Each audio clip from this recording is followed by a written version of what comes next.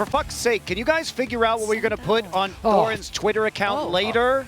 We're on broadcast now, okay? I thought the secret's out, so, why not just embrace it?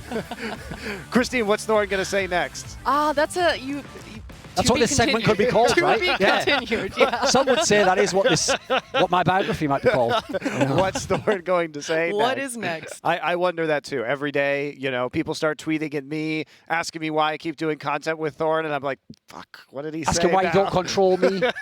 Classic one as well, right? That's right. For some reason, people think that I'm like the official Thorin police force, which actually might be a really good skit idea. Not a bad idea. That's actually a good idea. Yeah.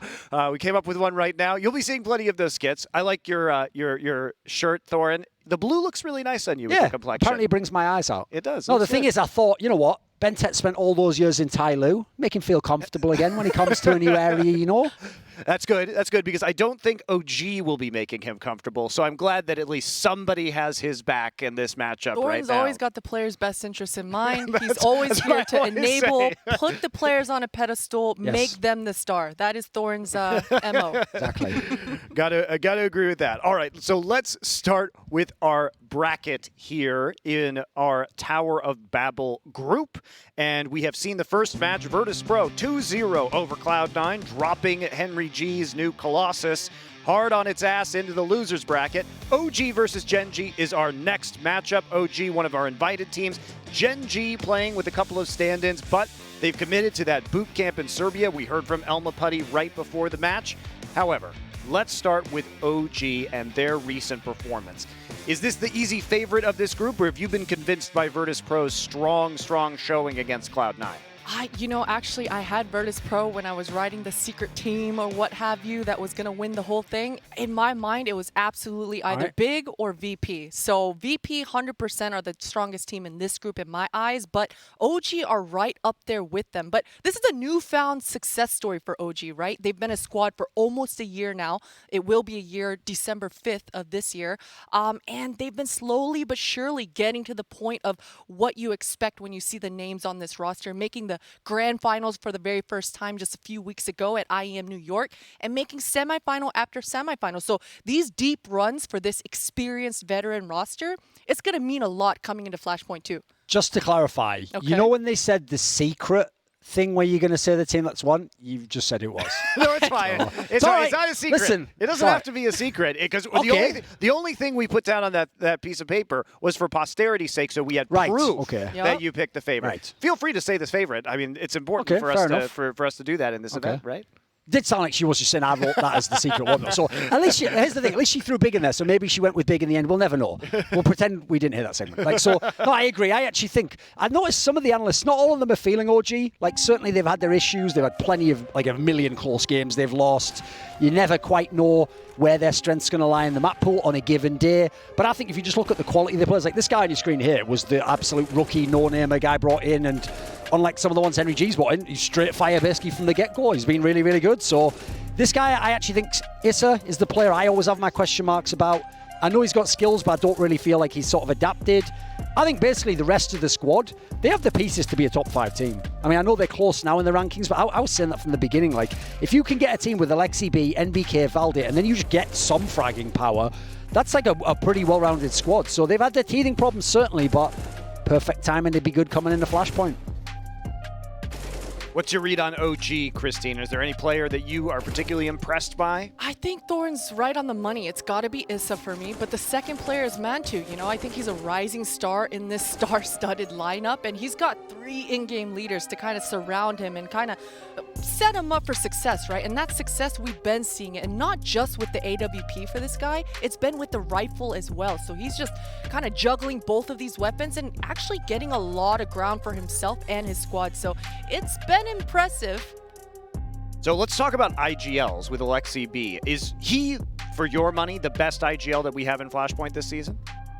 Yeah, I would say so, because the difference is the other big candidates is I think it's between him and Golden for me. And the difference is, first of all, Golden speaks Swedish. When I listen to the comms, I can't necessarily understand it as well. And his team tends to be, no offense to him, but it's also a mixture of some genius players that have always done those things even when he wasn't there. So the difference is, I've seen what LXCB did to Ents and what Ents was like without him. And I've actually heard him when he was on the comms in this OG team. And I saw that when he would take control, that was when they would win rounds. That was when he would make the reads. He would correctly put people in position. When he let the other people, some of those other people who've been IGLs, pipe up a little bit too much, that's when the rounds would get messy. So I'm sold on him. I think he's a very, very legit in-game leader.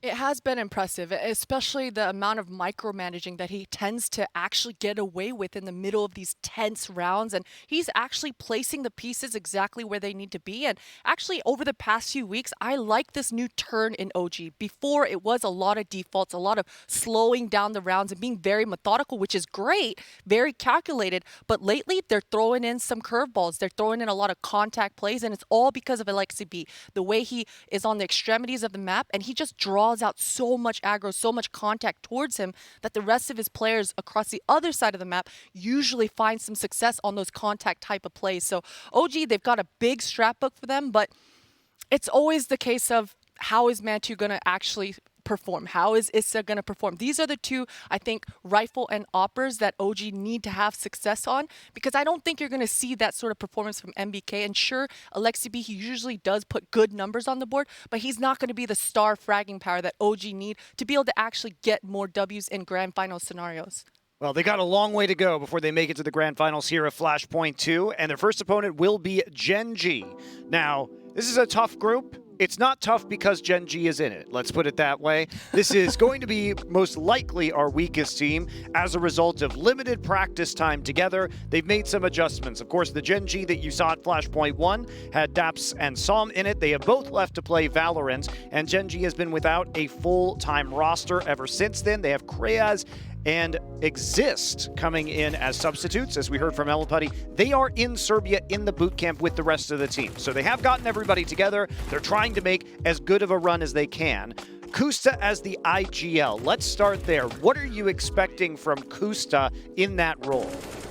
You know, that's a big question mark. He's very new to that role, and I know that Kusta, he's been kind of bounced around in the top teams of NA for quite some time, not having as much success as I'm sure he would have hoped for, but actually 2020 has been his year. Kusta has absolutely proven what his responsibilities are, and he's shined going through the motions of completing those. So I think it makes sense that he's now the in-game leader of the squad with Dap's departure. He's a level-headed player, he's a mature player, and he actually just has good self-reflection in that server. He's able to just identify what went wrong, what didn't, and hopefully he's able to properly communicate that over to his new ringers that aren't even native speaking English players, and somehow, some way formulate a winning plan.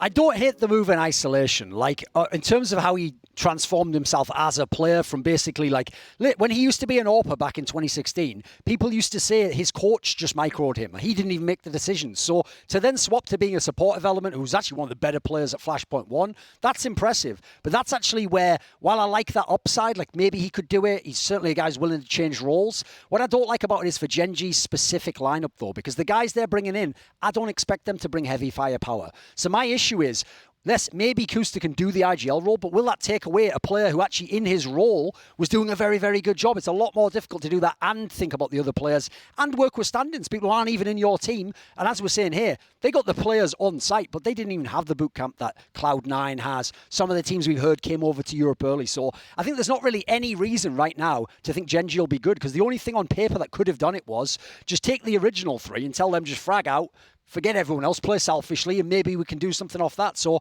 I'll also add in one last thing. When you've played with Daps in a couple of teams, he was in Cloud9, he was in Gen.G, you'll also pick up some things from him. And he was a guy where it wasn't super set strats. It was more like, this is the like timing of when you do things in the game and the order you do things. So I think that's a pretty good person to kind of like bone up on the knowledge from and then be able to start on a decent level.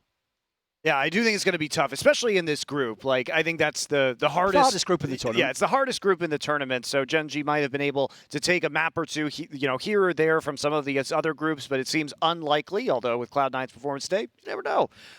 Let's go into our map, Veto. right now, so we can take a look. Now, we don't know much about Gen.G's preferred map pool right now, but I know you guys know a lot about what OG likes to play. Basically, OG never want to ever play Vertigo, but that's interesting because if I was against Gen.G, I'd just leave it in there. I don't believe they've practiced it in 2 days and are going to play it. So Gen.G goes with the overpass ban. Right, if you actually look, that wasn't probably going to be the pick of OG anyway, so they do the Vertigo ban for safety. Right, it's Gen.G's pick first, so we can't really know where they're going. I'll tell you this, if they pick Mirage, they've just done an absolute favour. Mirage and Inferno are two where, if you're on the side of OG, you love it when they pick those maps. So I hope you go into something weird like Dust 2, something along those lines, because otherwise I don't really see where you get chances. So Train's not terrible. I think actually Mirage would be a good one at this point in time. This is a bit of a curveball for me. I didn't necessarily expect Dust 2.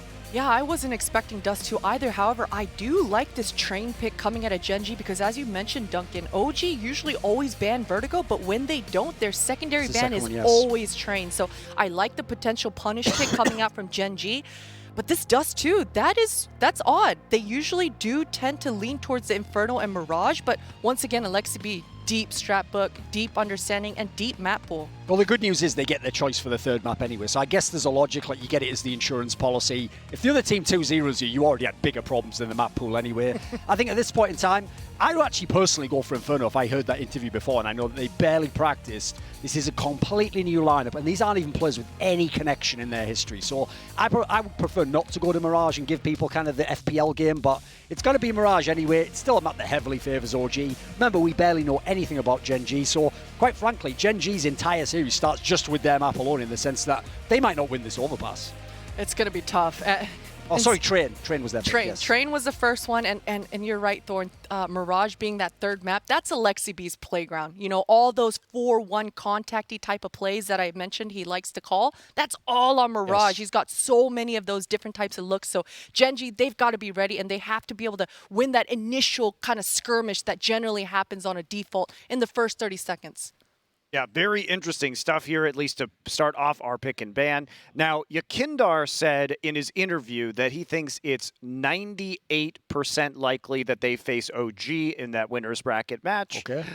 I'd just like to know, what, like in that one, just say 100%. Why do you retain the 2%, Yakindar? That's what I want to know. What advanced calculation has he run that's given him that 2%? Hey, it's 2020, you know? I mean, these matches, they are close. I'm not saying that Gen.G... online. It's online, right? And in my mind, I'm thinking, what is Bentech going to do? What is Hanzo Ferdinand going to do? Because when I looked at his stats earlier on in this year, when he initially joined this Gen.G squad, when he was free, the honeymoon period was absolutely in there. When he didn't have the win conditions of his entire squad that he had to consider. When he didn't have to really focus on hesitating on his English skills and what kind of information he's giving to his squad. When he was in that state, he was popping off. He looked like he was farming in NA. He didn't look like he was phased at all. There was not an opponent that was making him kind of turtle up and look like a noob in the server, right? So I'm looking at Bentech. Hopefully he's loosened up. Hopefully he's coming into this series understanding that he has to be the star. There's no one else on Gen.G that is going to do what Bentech can do. Yeah, absolutely. We saw that feature beforehand about his time here in Los Angeles during the pandemic and everything that he's gone through this year.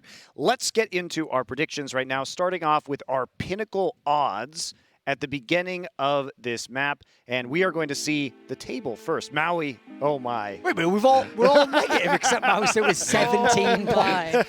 See, this is what happens when people put 750 on C9. True. Yeah, it's not looking great for you guys. Anders is hilarious, though, because here's the thing. I have no doubt logically, right? Really, everyone who's like minus over 500 should have a red thing, but his is so egregiously over. It's like he just gets the red thing on his own.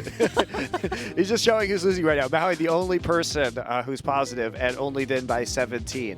We have been going hard at the underdogs, I have to say, trying to win big. And everyone predicted Cloud9, which is why we have this resulting situation. And many people picked 750 on them, too. Brutal.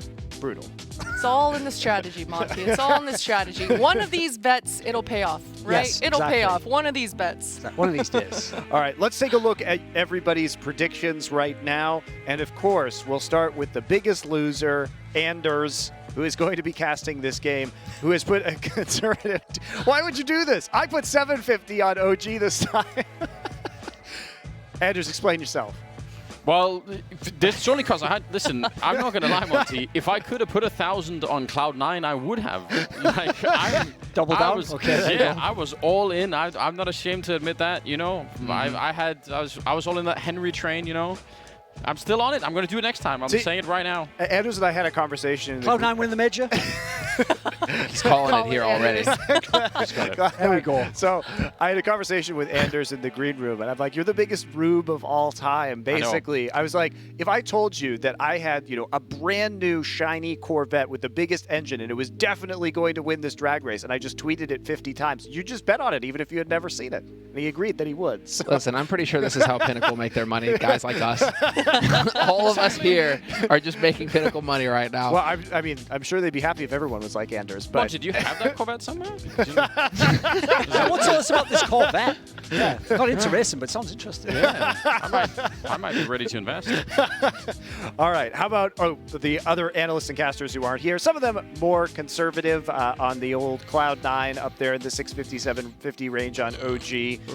Where are you guys feeling this one? I mean, my logic was just, since I think they're the favourite anyway, and the odds were pretty heavily against the Gen.G guys, but it's not impossible, as Christine says. Like, listen, if Automatic and Dntel just pop off in the series, there's a miracle chance it can happen. So I just wanted to be like, let's just conservatively collect a nice little, amount from OG, and then we'll wait for some more nice big odds and ridiculous underdogs to lose with. Yeah, look, this is a long shot for Gen.G, but they've got the individual skill to be able to at least make this one competitive, and that's what I'm looking for. Excellent. Well, we'll see how they do with these stand-ins and their new roster. Not that long to practice for Gen.G, but we'll see if they can muster any kind of firepower on our first map here. And casting the game, we're going back to Anders and Semler. Oh my. Where's my Corvette? What's going on? Your Corvette I was being promised a car. I being had driven down up payment by ready. OG. I had PayPal. I could have transferred the money right away. Oh, yeah. Don't even have it. Not Bitcoin. All right, good. That's progressive. Paying everything. It doesn't really matter. Listen, we're going to get into this. Semler, tell me how you think about this match. I'll give you my thoughts afterwards. What are we in for here?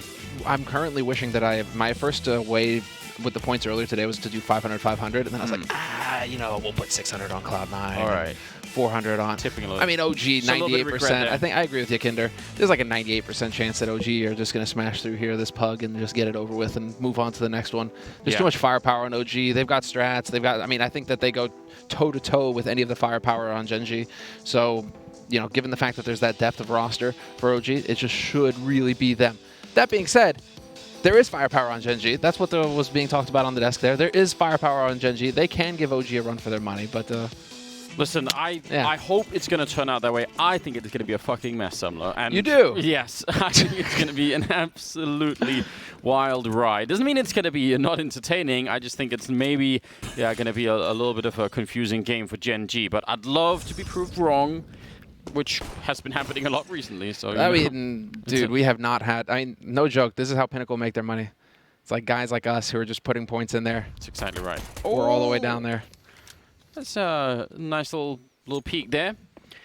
And I think that was also Isa pushing into T main, which is generally, that's some good information. Not going to confirm everything, but it's going to be worth something, right? Shooting them in the knees like it was Die Hard all over again. Shooting him in the legs, Anders. Apparently it can be done. Yeah, I guess so. They haven't heard anyone in T main. They haven't heard anyone at Ivy, and that's they didn't get a lot out of that. Oh, they got a smoke though. Look at that. Yeah, he's got a smoke. Could swap out. That was a Glock though. Okay, on automatic. I thought it was a P250 for a second there. But this is going to be a B execute coming in. You have a lurk coming in from Kusta. He's over at Ivy right now. Reminder that Kusta is currently calling the shots for Gen.G, and that can be a tell. You know that OG are going to be aware of that information, and that may influence how they react when they see him on the map, where his positioning is. If he's all the way out here on the flank like this, could make OG think that it's going to be B. What are they doing? They just threw their last smoke on the Gen.G side, so that's already out, and it's sort of blocking off between the trains over at B, as you can tell. Oh, never mind. Oh, there is a huge rotation. How have they just... I mean, I think still this retake could absolutely happen, but they've sold it so far. Kusta with a great flank, and that's going to be huge. Now, he doesn't even have to get any more kills. Just stay alive back here. Don't get found out. This is actually doable. It's going to be interesting to see. Man 2 will take down Dntel right away. The bomb is down at the very least, and Kusta's showing up, tickling them a little bit with that Glock. And again, a couple of shots is all you need. Stay alive. That's the only thing thing that matters. Oh, Coaster coming in. Big kill to take down Isa. Mantu falls next. The bomb is no longer being defused, and suddenly it looks like Gen.G are able to pick up this pistol. I can't see how Valda could fight his way out. It's Coaster with the triple kill. That is such a miracle that they make that work. Yeah. I'm going to get mad at OG if this is how they decide to go, if they throw fundamentals completely out the window. So going into this match, that's what I was saying. You have enough firepower to measure up against Gen.G, no problem, OG. So what you need is to have the discipline of an actual team. You need to go back to the fundamentals and work on that, work with that, abuse the fact that you have more experience as a roster. But over-rotating so massively without having seen anybody apart from Kusta, no bomb, no nothing, just rotating everybody off B. Come on now, let's calm down a little bit here, OG. You're still going to have to take these guys seriously. This isn't full pug. Well, not yet, Samla, but, you know, that pug is also, it's always lurking right on the surface, isn't it? You know, we're on thin ice here in this game, I reckon. It won't take a lot, just one false move, and we're going to crash through right into that space. I actually would really like to rewatch that first round, because I'm really not sure exactly what it was that, I mean, they had one smoke on B, and then, like, what was it, just Kusta making noise over at A, and they were like, all right, let's go. He ran out on A, and they were just like, oh, sweet. They saw him Ivy, spotted him Ivy, and that was the like, they just spotted him, and they rotated. I'd almost say that our rotation was so much that I almost feel like they must have practiced against each other and sort of sold them the idea that they like doing. Like, it's almost too much for OG just to buy that, you know? I think that OG are just not expecting much from Gen.G. They're probably expecting very straightforward strategies, and so when they see Kusta, they're like, okay, cool, this is going to be an A-split. Let's just rotate over and smash him, right? Oh, buddy. Kusta's going to win out versus Alexi B, and there's a shot coming in. Kreese catches Velda looking the wrong way. They've got double HE, so just keep that in mind, guys. If they go for the bomb plant here, let's see if they could line it up. It's not going to be just quite yet. Yeah, Mantu's going to put down one of them, and it's on Ben's head. He's got all the health, so that won't make a big difference. But for a second there, I actually thought maybe they could have done something cool where they sort of time it with the bomb plant. That could have been really fun. Doesn't look like that's what really is what in store here. They picked up the AK that Automatic threw away out in the yard early on, and I was very seriously questioning what that was about, but it seems like it hasn't really had any impact on this round, so I guess fair play to Gen.G. Good round. Oh, man. Did you know you can sit on the faucets in these showers? That sounds extremely uncomfortable. Yeah, I mean, I wouldn't necessarily recommend it. These aren't really comfortable-looking showers anyway, are they? Like, no, I mean, it's kind of just open up onto the office as well here, you know? It's like, get a snack, take a shower real quick, get a snack while you're doing it. I don't know. That's an incredibly liberal office policy, isn't it? Like, if you go and get something in that fridge, you're just essentially, like, if you just, like, slightly to the right, you're like, oh. What is this, Finland? Colleagues just showering, my guys. What's up? Oh, this is in Russia, after all. That is true, yeah. So they've got a strong sauna culture out there. Maybe they're going to have a sauna at the train station. Yeah, well, you're not wrong. Third round here, and that scout is still in play. Didn't do anything really exciting last round. Just throwing some bullets out there, why not? They're going to be pretty quick about it here, not messing around. MBK with a good kill before he went down, but I like this. I like this pace currently for Gen.G, although they actually slowed down just as I was saying that. But I was going to say, if you wanted to have that upset win, I feel like just exploding into this game and sort of, you know, overwhelming OG a little bit would be the way to do it. This is the winning strategy. Get in there fast. You have nothing to lose if you're Gen.G. Absolutely nothing to lose. Nobody's expecting anything because you're a pug coming into this pretty much. You haven't had any time to play together, to practice together, exist as a stand in these sorts of situations, right? So the winning formula for you is to embrace the pug life and just get in there fast, play chaotic, and let OG overestimate. Or rather, underestimate, right? Overestimate their abilities, underestimate, you know, but essentially not take you seriously, and that'll get you some rounds, like we're seeing here. I really think this is OG kind of coming into this like, haha, okay, cool, guys, we're just going to be playing as a pug. Let's get in here and just smash them real quick. And they're not, they're giving Gen.G opportunities and rounds that they probably wouldn't give to other teams, right? That they're a little bit more prepared for. So right now it's 3-0 for Gen.G on the T side of Train. Yeah, and I mean, finally going to get that buy going. It's obviously too early to be alarmed in any way. I mean, I don't know, dude. OG have disappeared completely from series before, though, so now I'm a little bit worried. No, I'm not. Just a little bit worried. Not even one tiny little grain of worry. Just a little bit worried. Nothing at all. Just a bit.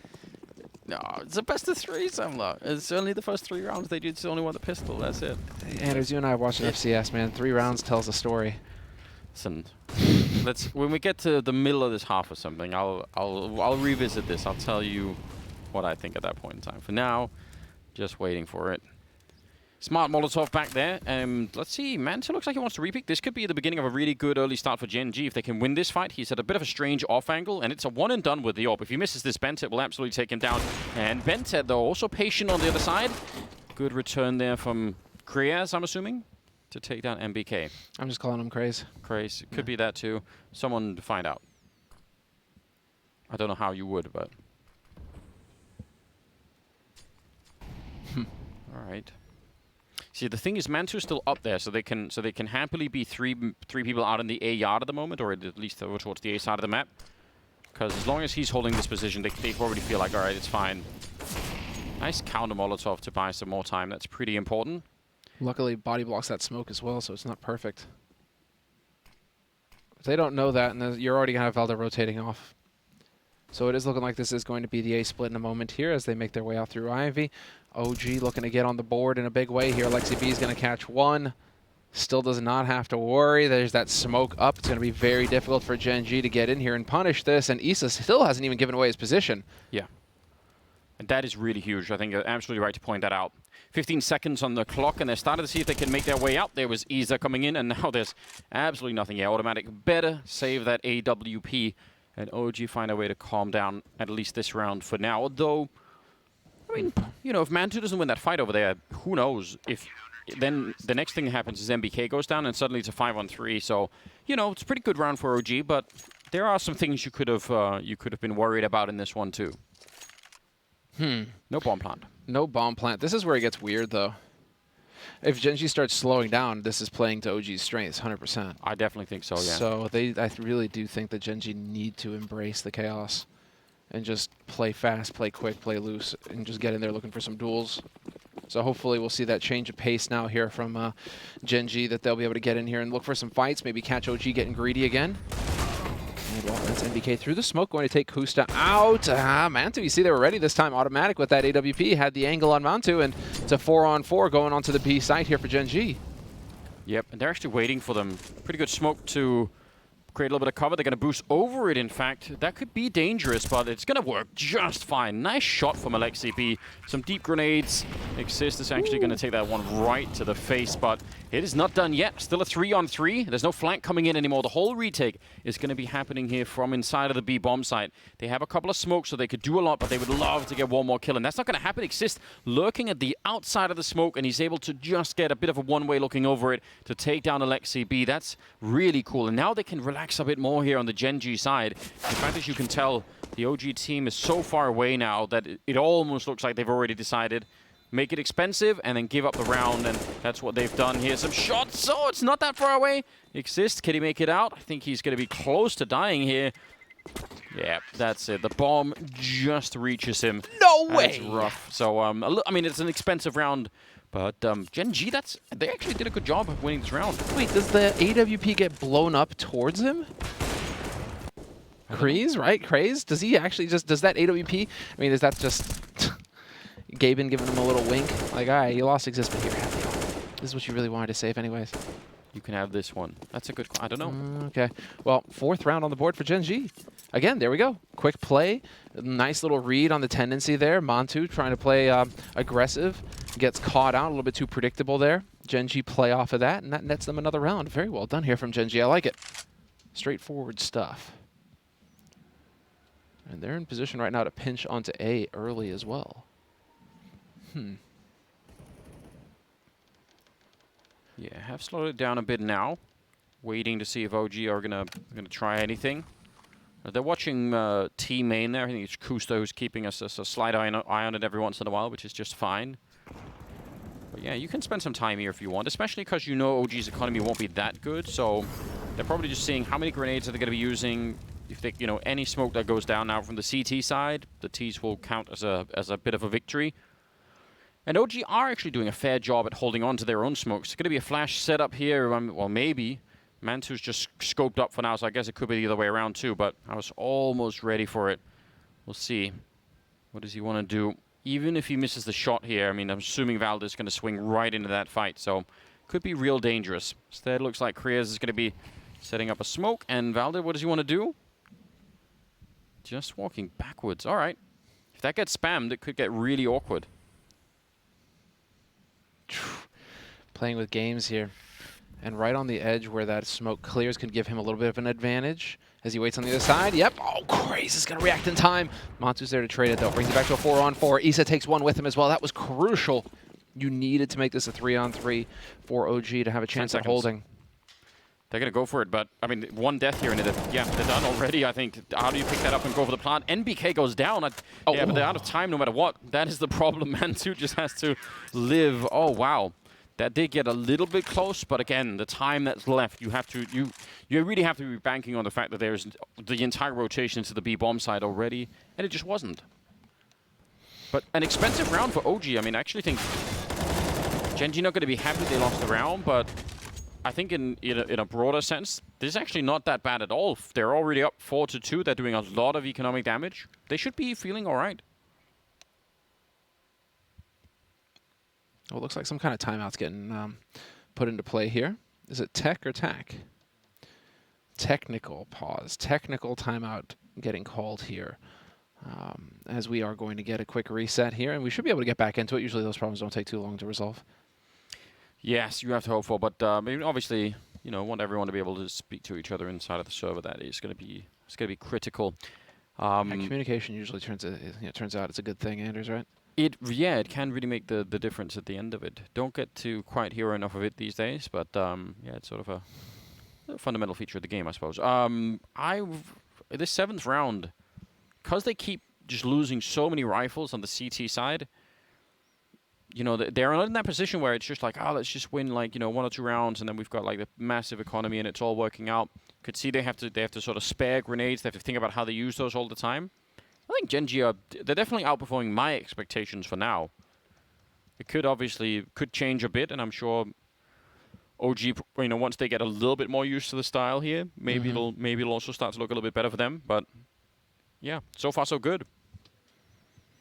What's the second map? Second map was Dust 2. Yeah, that caught everyone off guard. But for Gen.G, that's probably pretty cool.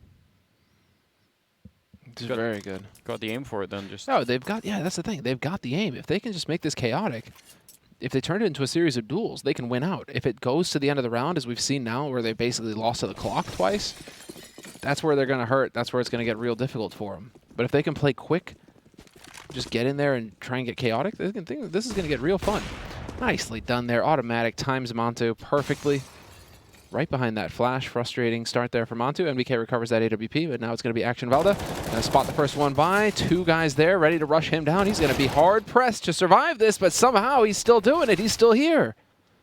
It's really nice control. He should have jumped down and then went back up again, so they wouldn't know exactly where he is. Now backup is a little bit further away, and Valda's not going to get that second kill that he desperately needed. That would have absolutely changed the tie, but suddenly it's a 2-on-3. 2-on-4, actually. 2 of them are pretty low on the Gen.G side, so, you know, you could still turn it, but he needed that double kill for sure. There's so much time on the clock that Gen.G slowing this down makes a lot of sense. Quick jump down there.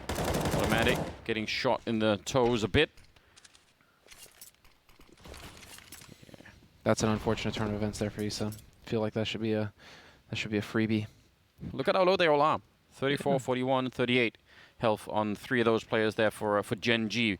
But it doesn't, I mean, it doesn't have to matter yet. You can still win this by just getting a kill on either bomb side, and no one is going to try and go for that 4-on-1 retake. It's not even clear that they know how much damage they've been doing. Let's see. Easer up here. Grenade in on the one side. Flashbang to force him down up on the high ground, and he doesn't even realize. That's going to be the round for sure. Even NBK. Almost, he's got 1 health left. 1 HP, yeah. All right. Well, let's see it. Bomb's going to get planted. Easy peasy. And they can even go out and try and hunt this. It's not like they have a bunch of money in the bank, but... Well, you know it's an AWP, so the incentive is a little bit higher to try and get it out of the game, at least for a minute here.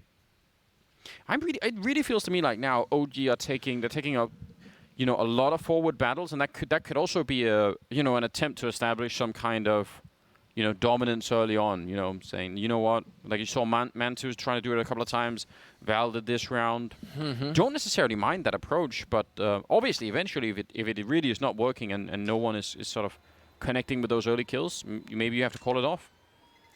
I think it kind of works against you. It's like, yes, you have the aim, but what you have that they don't is depth to the game, right? Or you should. But then again, I mean, this is still Train, and so that was mentioned on the desk going into this.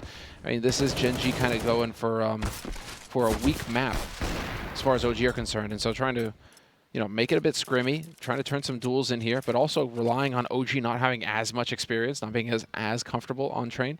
I mean, this could be a winning formula for Gen.G to kick off the series. It's a must-win map for him. So, first tactical timeout getting called here by Gen.G. And so far, so good. I mean, they take the AWP away. This is going to be a hard eco from OG. It's looking better and better for him. Yeah, I actually think they've done a remarkable job. It's even worse because OG's round loss bonus is really messed up because they've been trading, you know, like the 2 rounds they have weren't consecutive. So as a result, the 2 losses they have aren't consecutive. There's a lot of weird things that are happening right now, and they seem to be favoring Gen.G. I'm really impressed. I think this is great news. I did way too soon, I think, still to really to call it in terms of OG doing much, because I still wonder what happens if they get enough money to have, you know, everything and they don't give up some of those early duels. I think there is like a plan B in some sense. There has to be for OG to sort of say, let's just play a little bit more default. But now they're down at Ivy with a flash setup. Sure, and that works. Exist is going to get caught here. He's got some backup arriving now, but he is still all the way out alone. Takes a wide angle, too. So big chance here for Montu at least to pick up an M4. C.R.A.E looking to cut them off, though. Issa is low. 1 bullet will do it. There you go. Does not know where Montu has run off to, but that's Montu probably just going to try and hold on to this M4. If he does, that's a full set of nades next round. Fully equipped. Yeah, definitely the smarter choice. But 6-2 again. T-side Train. I mean, this is one of the few maps that is currently left that can still be pretty CT-sided if you get off to a good start and all that. So I think Gen.G are really looking good at the moment. C.R.A.E has got 9-3, so he's performing really well. One of the players that we knew not that much about coming into this. Good sign, I would say. And Bentet is at 6-3, so, you know, nothing super explosive, but definitely putting up a good game so far. Yep, spotted. Spotted. But this is big, as you can see. Now you have an M4 that's in play. Oh, just $100 short for Montu. That's so unfortunate. Yeah, he would have loved to have picked up that ult. That would have been sick. I'm going for it. Unfortunately, yeah, it's not going to happen for him. So it's just going to be rifles across the board here for OG. But this is somebody being fully equipped with everything that they need, kit, full set of nades, and that's going to be Alexi B taking that. So he will be able to carry that M4 over, and he will have extra gear going into this key round. 6-2, Gen.G in the lead on the T side. And OG looking to fight back. C.R.A.E though, really quick out through main, and he may have spotted Alexi B's shadow. He certainly well aware. Calling in for a Molotov, that could definitely be behind that. Yep, some good little attention to detail. MBK grenaded once and a second time. He's not enjoying that whatsoever. Alexi B nearly catching it, but C.R.A.E will still pick up the kill on MBK. In spite of the communication and everything, it just wasn't enough. HE will do a little bit, but they've actually really confused this A defense. You could tell. And he's just going to continue. Huge double for him right now. Dude, that was sick. Just waits out that flash as well. No fear at all. He knew that he had Alexi dead to rights. So 2-man advantage for Gen.G in this round, and OG right now are getting swarmed. They're getting swamped. Let's see, Valda and Issa, last 2 alive, and now this is drawn out long enough for them to start wondering if this is going to be a B-site hit. Spread out, OG. It's only Issa alive on A. Molly comes in, he's going to be forced around the corner, and pretty soon he should be going down, although Valda's going to get the flank. Issa and Valda each finding a kill. Valda, this is dangerous. He can't really get any cover. Yeah, they know where he is. He does not have a defuse kit. He's got no grenades or anything else, so he would need to get that kill that he was just battling against Kusta for almost immediately, and then still it would have been hard to track down Automatic at the end of it. But Now that they've sort of fallen a little bit back and are playing it a little bit more safely, it's just going to be hard all the way around. Automatic trying to see if he gets to catch him there. Valde goes down at the very end. So nice round out of Gen.G. They take all the rifles. They're up 7-2. And OG look real uncomfortable. This is one of those stats now where I'm kind of wondering, but I always get the feeling that A train must be, if not the hardest bomb site to retake, maybe second hardest. It's really high up there, yeah. You know? There are a It's lot like- of issues. Yeah, there was Dust 2, like B-site Dust 2, Nightmare mode.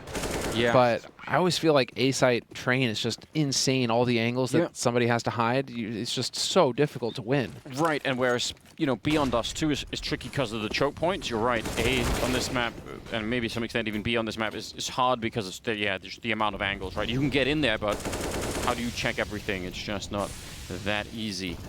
Again, a push-up from NBK on the one side. Mansu, oh, that's a nice find. Big double for him. Alexi's going to take down Kriez.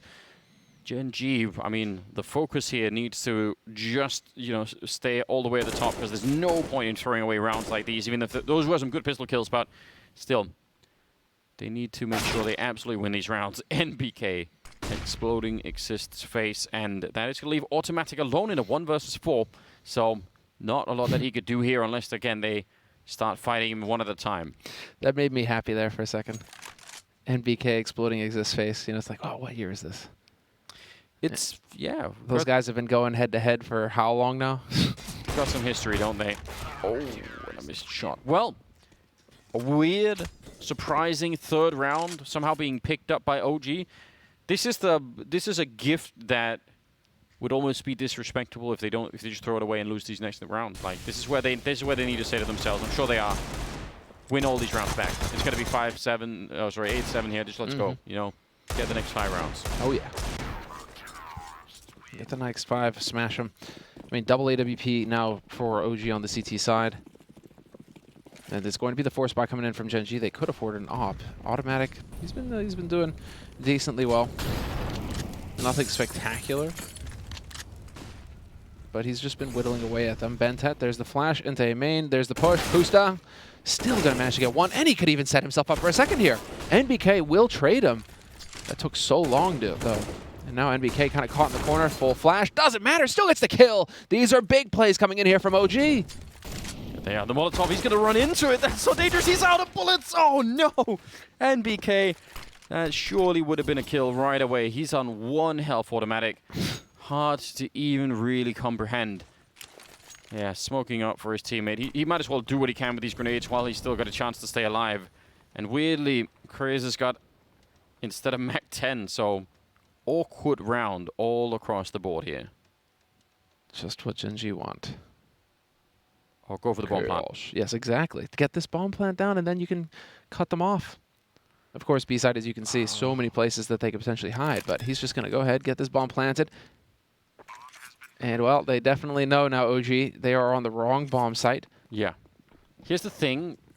Having Automatic up there with the AWP is so amazing, but they have so many grenades, and he's on 1 health, so let's just see. Kriez in this corner. Valde going to go check for him. Mac 10 will actually stand up to that, and now he's going to run. No, actually, they're not quick enough here.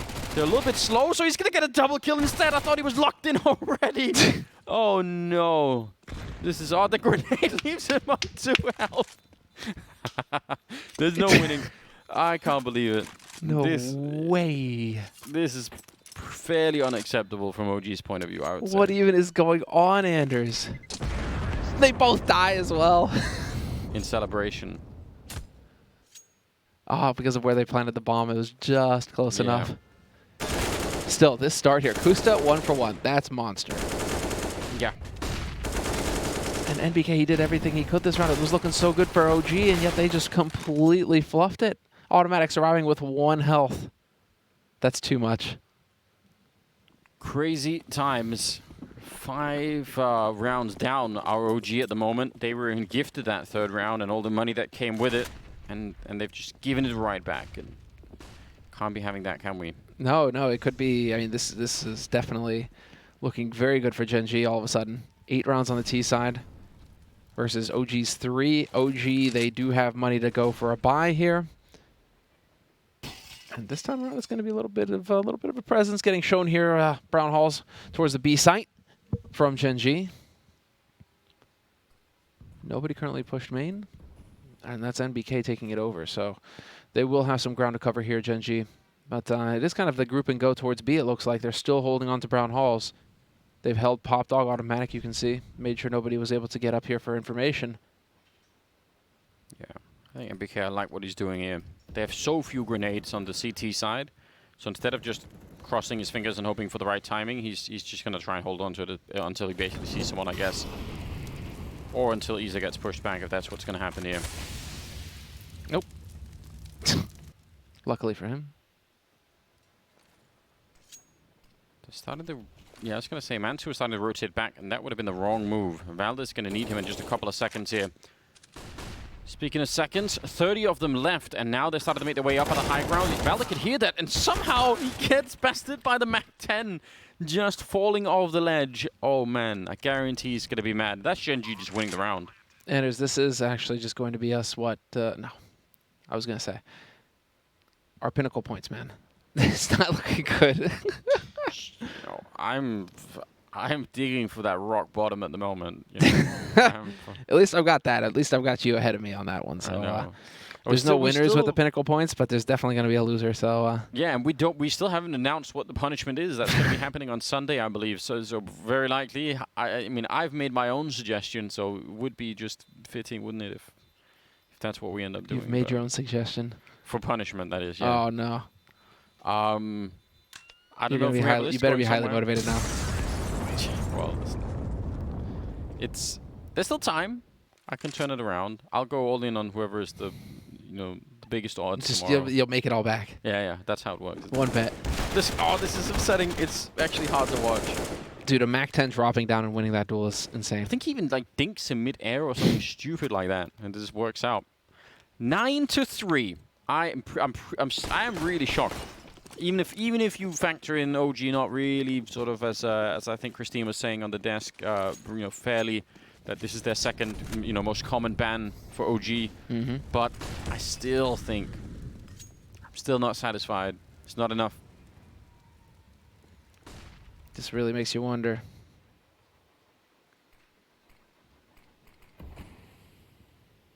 Four players on A right now for OG, just trying to lock it down. And again, they got some rifles in this round, but it is going to be Gen.G once again showing a little bit of a presence. Oh, exists through the smoke.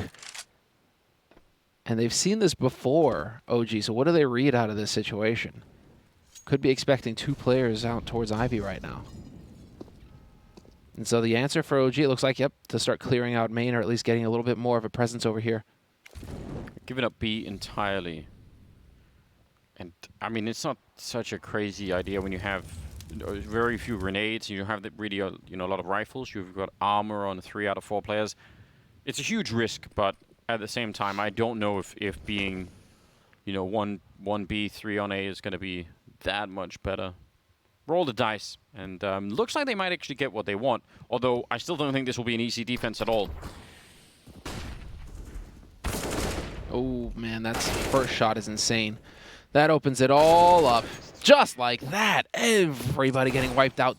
Anders, we've got double digits on the T side for Gen.G on train. 10-3. Yeah, they are certainly way overperforming my expectations. They're just annihilating OG right now. Yeah. Is this just due to expectations, right? Yeah, I mean, it could be that we're just plain wrong about the level of Gen.G, at least in this particular matchup. But again, it is the third map, but who knows? Or this is just a hard caster curse. Yeah, like, everyone's been saying next level, because we full predict Cloud9. Cloud9 lose. And then we all pretty much predict OG. It would only be fitting for there to be...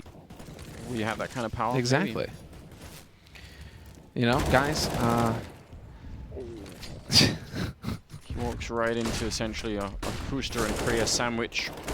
Ventet swinging out wide after having warded off for just a second Alexi B on that AWP. He just turns and takes down MBK. And again, they're just winning every single fight across the board. I mean, that does help when you're trying to take any site, really, on any map. If you can enter with a couple of kills and not lose anyone. Listen, who needs strats when you can get headshots? It's great. Yeah. Turns out that that actually is a pretty good winning formula. We've seen that work in the past. And well, Gen.G, they've unlocked it. They've figured it out. They've gone through those dusty tomes and scrolls of CSGO strats covered throughout the years. And then they found it all the way at the back of the shelf, Anders. And it was just one piece of paper. And written in bold Sharpie was... get double entry. Get double entry. Just hit headshots. Click heads. Oh, yeah, of course. It was so obvious all along. It's working out at an incredible level at the moment. Again, 14-5 on Chris. Kustra at 13-7. And the rest trailing a little bit behind, but it doesn't really matter when you're winning this much. Who really cares? They have some kills on the other side. Valda is, 3-9, and obviously he is, one of the people we're definitely going to be looking for to put up a lot on this OG team. So not really been happening so far. We're going to go into the 15th round, the last of the half, and I really don't know where OG have gone. They are currently wondering that themselves. I mean, we've seen this in the past, though, from OG. Obviously didn't think we'd be seeing it now, but they have vanished from the server sometimes, where for whatever reason nothing seems to work for them, and they just cannot seem to do anything. And even NBK, at times, he's even gone for like the tweets like just getting yeeted out of the server, stuff like that. So OG are aware of it. They know that this can happen. I just wasn't expecting it to happen here versus Gen.G. But I guess that's the usual way these things work. 11-3 for Gen.G going into this final round of the first half. It's a full buy for OG, double AWP. This didn't work last time, so let's see if they can change that around here, OG. This one, though. Okay, they're just gonna smoke it. That buys them some time to go and check out T-main if they want to. Of course, that Molotov is sort of slowing them down, but it looks like they kind of do want to go for a bit of a fight here. Walking in around the corner, no flashbangs or anything, but I'm sure it's going to be tested. Kusta's just ready for this instant headshot. Yeah, he had the perfect angle for exactly that fight. They've spotted them out, but again, this is just keeping a lot of people on the A side, and they're not really committed to anything yet here, Gen.G. Nice shot on automatic. He's getting one through the smoke at the very least, but 4-on-4, and looks like the bomb is making its way down Poplock now. That's unreal. Dude, C.R.A.E is nuts. Like, this guy, he's 15-5 right now. He's just beasting. And while it is still going to be a 3-on-3, Alexi B doing the best he can to buy some time here. He needs to survive to allow for his team to rotate through. Finally gets caught by Dntel, but now his team have made it to the back line. Mantu and Valdo trying to work together. Valdo going to miss his shot, though, and Mantu now in a 1v3. AWP in hand. A dream. And he's going to pick up the first one. Dntel is out, but that's the element of surprise lost. Kusta and Exist now working together with a crossfire established already. Yeah, How do you get out here? I don't think that's even possible. Again, if they just play it safely here, you have to go and tap the bomb and all of that. They're going to be a little bit early, but they could have even played it even safer than that. It doesn't really matter. It's 3-12 at the end of the half, favoring Gen.G. Definitely no longer looking like an underdog, at least for now, but I don't know what it'll take for OG to wake up in this match. It's going to be a lot, I reckon. It's a long road back. I mean, even on the second map, right? No one's really been warmed up here, so a little bit tough. We'll find out if they can do anything in the second half. It's coming up after the break.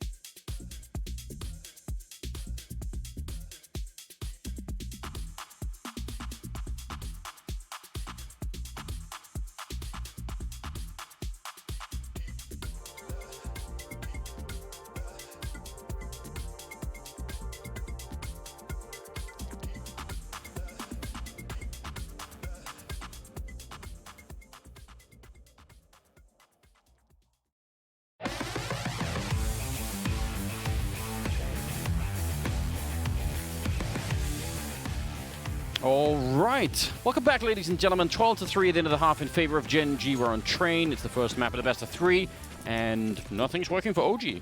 No. And there was a fun fact that was brought up by one of our statisticians. Shout out to the production crew. 8 years ago, NBK and Exist played each other for the first time at DreamHack Valencia 2012 in the finals. And NBK outdueled Exist 7-2. Doesn't matter, though, because NIP still won. Because at that point in time, NIP were unbeatable. They were gods. That is what happened, yeah. That was the history. But, dude, these guys have been going at it for 8 years now. That's so sick. That's some longevity in the CSGO scene. Yeah, it's one of the things that makes this such a cool space, isn't it? We have these people lingering around for a really long time. I'm watching 3 HE grenades on Gen.G, which to me is a sign that they've got some sort of tricky plan. Although KiNK did just throw one of them out there and another one here. So no plans at all. That's really disappointing. But a good shot from Kusta to take down Issa. So I guess they don't need the HEs technically. That's a nice return. There we go. P250. Putting Exist on notice. There is a little bit of damage getting taken by Alexibi as well, but Bentet's going to catch out Mantu. 3 remaining players for OG pushing out onto this A site, and they are just taking fights straight up against USPs at range. Valda, though, shows up with 2 big kills, but they are now very tagged up on OG's side. Yeah. They're battered. They're bleeding. And yeah, Alexi is just waiting. Yeah, I mean, seeing if there's a rotation and obviously waiting for Valda to get into position. Although Kusta is right there. He's just going to shoulder peek it once, see if the timing is going to work out. He may think that he's already checked it. We'll see. Is he going to go for it again? Valda walking in at the right time, and that's just an execution kill. It's so easy for him. If Kusta had checked, a little bit later, maybe it would have worked out. Bomb is being picked up, and KiNK is now walking out again. A bullet will almost do it, but he's already been tagged, and now he is low. And somehow they could actually turn this OG, which again, I mean, the road back is still very, very long, but it's impressive that they've managed to get this far into the round. KiNK with 1 kill. He does have a kit, so he's got a little bit of time here. Oh, and he just shoots him right in the face. That is amazing. What a 1 versus 2. What was that shot? That was so sick. That was so deadly. 17 and 6 on KiNK. That's very cool. Dude, he didn't even have the angle advantage there. He had to swing and insta-give him. No margin for error. Dude, KiNK is just nuts. Looks like he was back around. Yeah, everyone's looking like, what? Yeah. You know that they wrote that off. Like, pistol didn't go our way. That's kind of rough. Okay, fine, fair enough. And then that happens. Dude, he's 17 and 6 right now. What a badass. But dude, Kusta as well, 17 and 8. Right. They're just popping off against OG. OG just making sure that they can still walk straight after that one. OG sitting at 3 rounds. What? Listen, if I had more points, Semler, I'd be so ready. Dude, this would have made us all back. Are you kidding me? It's great. Oh, these are map 1 odds, though, I guess. Yeah, that's true. We don't. Fair enough. We don't want to be putting our no points on this one. If ever at any point in this tournament there's where the opening odds are 17 and 1, I'm in. Yeah. It's just worth. We still don't know what it is that OG need, or what it is that isn't really working. They haven't shown us much of anything. Gen.G are, just playing way better Counter-Strike at the moment. OG seems slightly confused. Exist with a good kill, but he's going to go down right afterwards. Good grenade, but unfortunately, NBK was swinging even as it was coming out. So, pretty quick round. OG not really slowing this one down, and so far that's working. This is essentially what you need in these situations. Just very quick play, get in there. This is exactly what Gen.G were doing when it was working for Gen.G, at least at the beginning. It was just very quick, aggressive plays, relying on the duels to carry them through. And well, now, you still have the monster alive, the raid boss, and he's wondering if it's going to be B. This is a tough one. Although Automatic has worked his way all the way through Ivy, he still has yet to spot anybody. Would be hard for him to spot from that position, though, all the way back in T-spawn.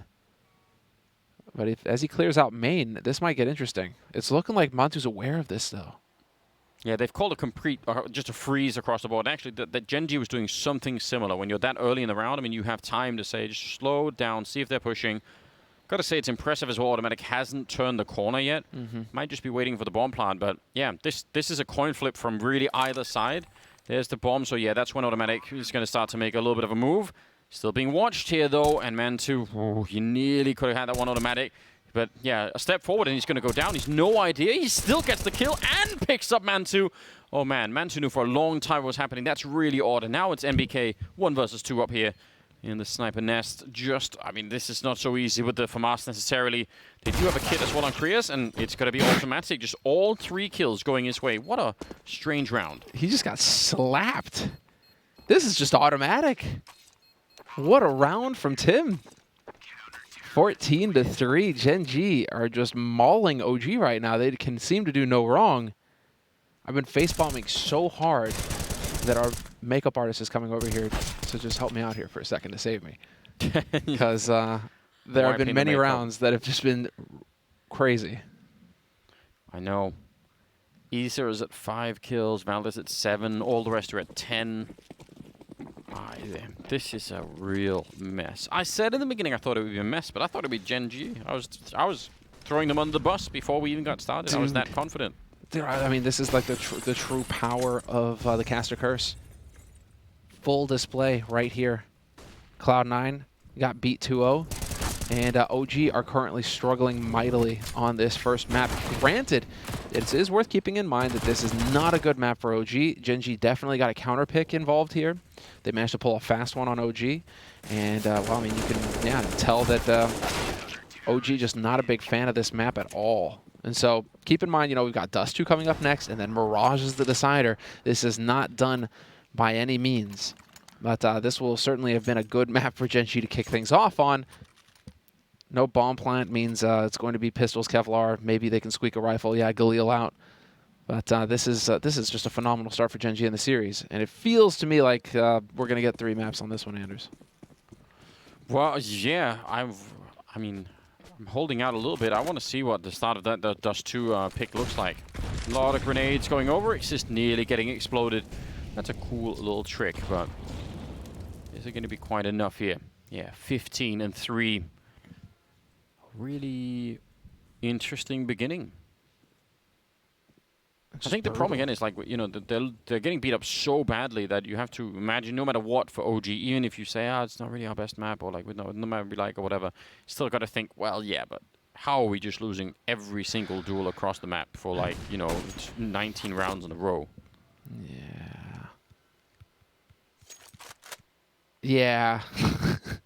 I mean, that can change if you, start off well on Dust 2, right? Like maybe you forget it a little bit quicker, but it would be way more beneficial if they could play their way a little bit into this map at least, get a couple of rounds here, start to really warm it up. Nice shot. Bentet going down, scout there on Mantu. Still 45 seconds, and the bomb is being brought down. Ivy.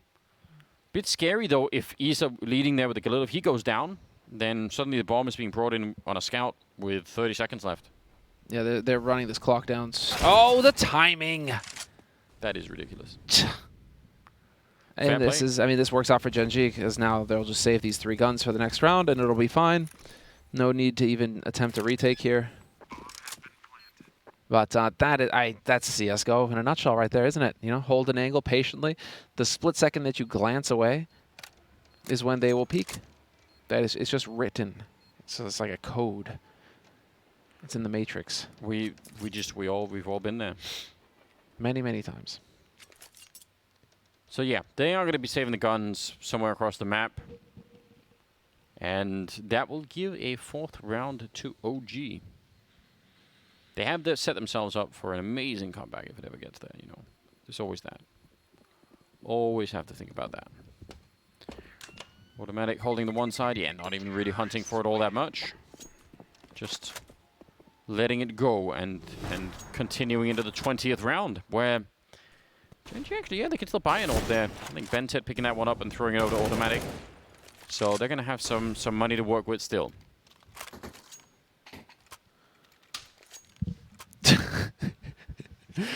Losing it a little bit there. Almost breaking the chair. Just breaking stuff, Anders. I mean, they're only points, Anders. It's yeah. I love it. You still don't. I'm still very curious to see what the punishment's going to be for last place this week. It's going to be fun. I am too. Hey, it's not like I'm that far behind you either. I'm right there with you, bud. A lot can change. Never count me out in this. Bentet getting traded. Nice double kill for Isa, opening up from main. And they're going to go down onto the B bomb site at what looks like a really great timing as, yeah, Crazy's going to make a jump and just realize, hold on. Yep. That one jump gives him so much. That just saved them. Quicker rotation coming through, but yeah, that molly. And then the smoke follow-up. It's going to be so difficult for Gen.G now. This is pretty much impossible. Yeah.